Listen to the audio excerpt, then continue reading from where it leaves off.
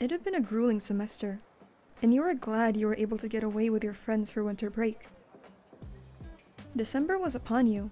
Overdue papers turned to gift wrappers, study music to Christmas carols, unending mugs of coffee to peppermint hot chocolate. The very sight of green, red, and white seemed to restore your exhaustion from college life, bringing back memories of past Christmases with old friends and family and painting you anew. Christmas always had that effect on you. After a rough year of mental and emotional fatigue, the very thought of winter and presents in the company of loved ones always seemed to light you up brighter than any Christmas light. It had a way to bring out your inner child, the youthful wonder and love as you marveled at decorated evergreen trees, fairy lights hung across each lamppost, and the kind-hearted souls of people passing by. Christmas felt like home. The need to purchase gifts for each of your loved ones grew heavy as you and your friends wandered around the shopping center, glittering gazes fixed on every window of every shop you walked by. Clothes for your nieces and nephews, that rose gold necklace and earring set for your mother, a new coat and Baby Yoda mug for your cousin, and a wacky Santa onesie and chocolate gift basket for your sweet tooth of a sibling. There was so much to do, and you were beyond excited for all of it. Already having several shopping bags hanging from your arms, you and your friends continued moving about the shopping center, chattering about future plans, resolutions, and hangouts this winter. Check it! One of your friends elbowed you, pointing to a chocolate shop just across from your group. It was one of your favorites. A little pricey, but to you, the quality and variety of sweets was worth every dollar. The sophisticated brown and golden interior and colorful wrapped candy displayed was tantalizing. You practically dragged your friends with you. You knew you had to purchase a few basketfuls for your sibling and younger relatives overseas, and it wouldn't hurt to treat yourself as well. The mouth-watering scent of chocolate and citrus hit you the moment you walked in, instantly picking a small basket and racing to each flavor of chocolate. Now, what should you purchase for your family? The smooth white stracciatella was always a favorite of your younger relatives, along with a tangy and sweet combination of milk chocolate and orange. Or you could settle for the coffee, sea salt, or classic dark for the more mature tongue. Maybe the dark and white peppermint for a more festive feel? So many choices. Might I interest you in today's seasonal pick, sweet tooth? A rough yet friendly voice rang from behind you, startling you as you almost dropped the chocolate you were currently inspecting. That voice sounded incredibly familiar. So familiar that your heart began to race upon hearing it. Once you turned around, the bags looped around your arms slipped and landed with a thud on the floor. The look of shock was etched upon your face as you looked up to the uniform-clad man before you, who was balancing a golden tray of candy cane-flavored chocolate on one hand.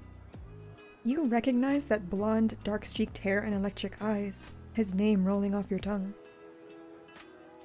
Kaminari? That's me. He laughed lightly. His eyes were soft, gazing into yours that caused your chest to bubble with emotion. Long time no see, listener. You let out a small sob, lunging yourself into his chest as he caught you with his free hand, the other still skillfully balancing the tray. You didn't care if people were staring. You only cared about the familiar warmth of Kaminari that you missed more than you thought. The scent of chocolate and marshmallows that lingered on him was more enticing than everything in the shop combined, and you absolutely missed it. I missed you too, sweet tooth. He handed off the tray to one of his co-workers, giving you a proper squeeze and lifting you off the ground. He spun you in a clumsy yet giddy circle, not afraid to dance around the shop with the cheerful Christmas music. The action brought back the memories and sensations of the last time you saw him.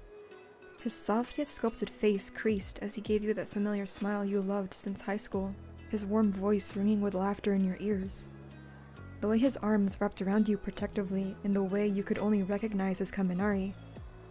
Secure, yet gentle. Christmas felt like home, and so did he. You couldn't ask for a sweeter reunion with an equally sweet friend.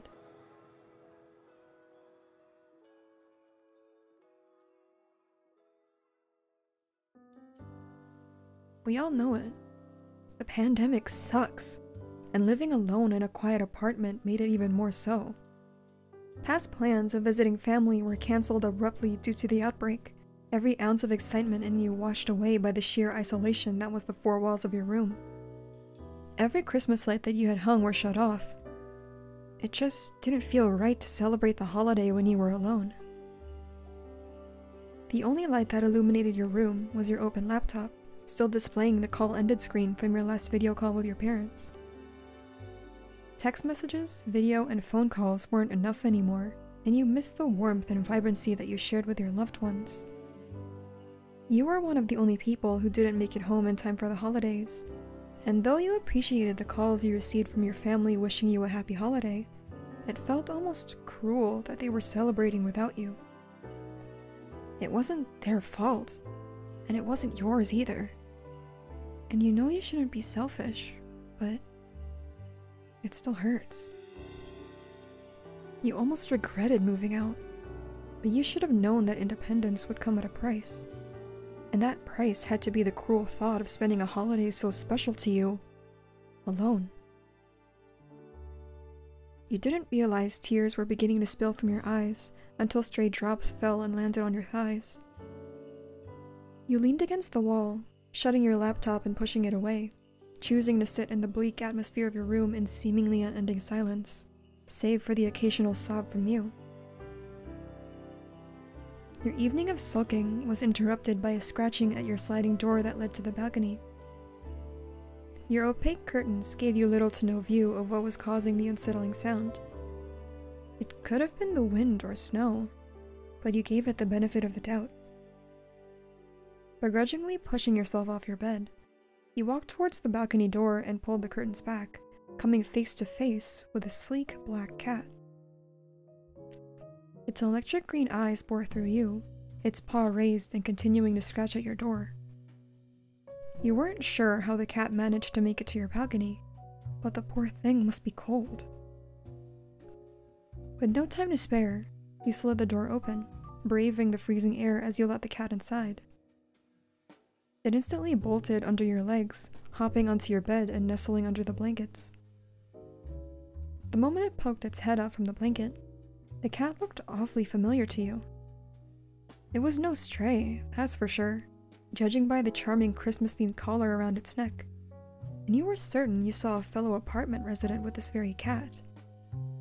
But who? "Where'd you come from, little guy?" you cooed, allowing the cat to sniff your hand before rubbing its head against your palm. "I'm sure your owner must be worried." The sweet jingle of a bell drew your attention to the cat's collar, taking notice of the silver plaque with the name Yoru engraved in it. You took the plaque in between your fingers, gingerly flipping it over to scan the etched letters in an effort to find any contact information, but Yoru wasn't making it such an easy feat. If the feline would stop nuzzling you, maybe you would have gotten a clearer view. But who were you to complain? This was probably the first physical interaction you had with anyone or anything in a while. You'll take what you can get. In the middle of your cuddle session with a ball of fur, you heard a faint knocking on your front door. You cradled Yoru in your arms as you made your way to the living room, turning on the lights in the process. You weren't expecting visitors, especially during the outbreak, but if you had to take a guess, it must have been Yoru's owner. Placing the cat on the couch, you combed through your hair and smoothed your ruffled clothes, making a last-minute attempt to look presentable before opening the door. You cracked it open, catching a glimpse of indigo hair before fully prying the door open. There stood before you, dressed in a dark sweater, was your next-door neighbor, Shinsou, if you remembered correctly. The moment you met his lavender eyes did you remember where you saw Yoru before.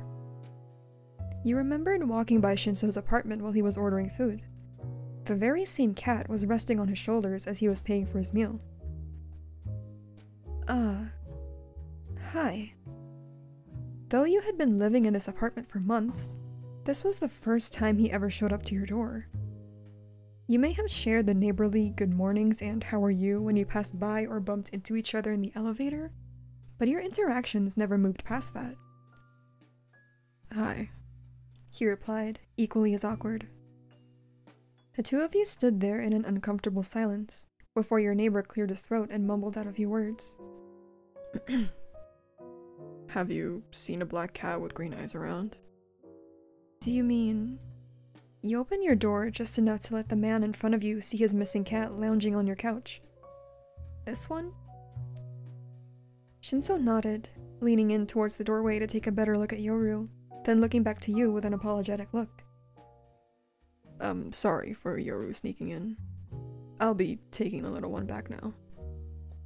He gave you a slight bow, and waited for permission to enter and get his cat. You opened the door and moved out of the way, Shinsou swiftly coming in and scooping the cat into his arms. His stoic expression turned into a soft smile, happy his cat is safe in his arms again. Thank you for taking care of this little rascal. He gave you an awkward smile, before backing out of your home. Seeing this man, almost a stranger, leave your home made you feel some type of way.